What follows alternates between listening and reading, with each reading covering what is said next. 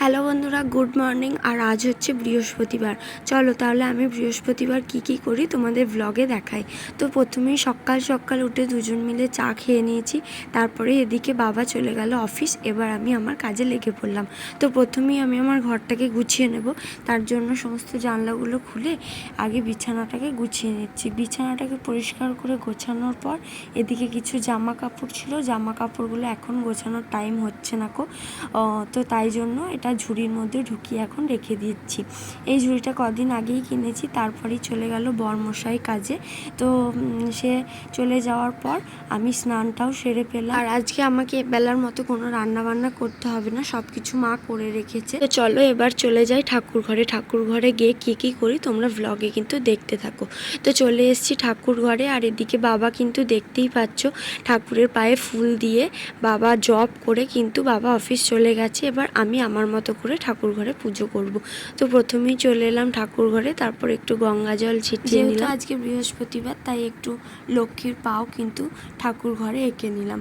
তো তারপর এদিকে ঠাকুর ঘরেও একটু সুন্দর করে আলপনা দিয়ে দিলাম। আর এই ঠাকুরের পায়ে কিন্তু ফুলগুলো নিবেদন করে নিলাম।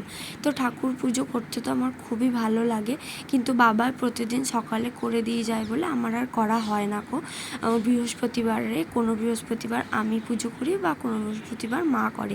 যেদিন যেরকম হয় সেদিন সেরকম করি, কিন্তু আমার পাঁচালি পড়তে বেশ ভালোই লাগে।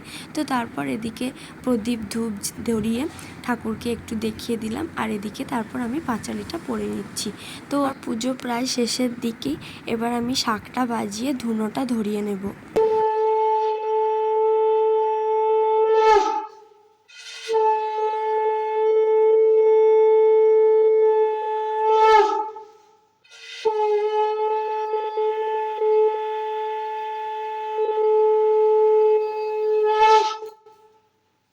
চলো এবার তাহলে পুরো বাড়িটা এবার ধুনোটা কিন্তু আমি দেখিয়ে নিচ্ছি।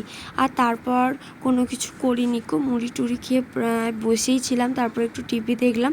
তারপর তো দুপুরবেলার পর চলে এসেছি। এদিকে প্রায় সন্ধে হয়ে গেছে আর রাতের তরকারিটাও করে নিচ্ছি। আর এদিকে সন্ধেবেলা একটু পাস্তা বানিয়েছিলাম। তারপর আমরা দুজন মিলে গেছিলাম একটু হাঁটতে। আমাদের অবস্থাটা দেখো, পাস্তা খেয়ে কিন্তু আমরা দুজন মিলে হাঁটতে যাচ্ছি। কিভাবে আমরা ডায়েট করছি দেখো। তারপর এদিকে চলে গেছিলাম হাঁটার পর মায়েরা সামনেই যে মিনিমার্ট আছে সেখানে গেছিলো কিছু কেনার জন্য। আর এদিকে চলে এসেছি বাড়িতে এসে কালকের জন্য মোচাটা ছাড়িয়ে নিচ্ছি। তো আজকের ব্লগটা এতটুকুই, দেখা হচ্ছে নেক্সট কোনো একটা ব্লগে। বাই।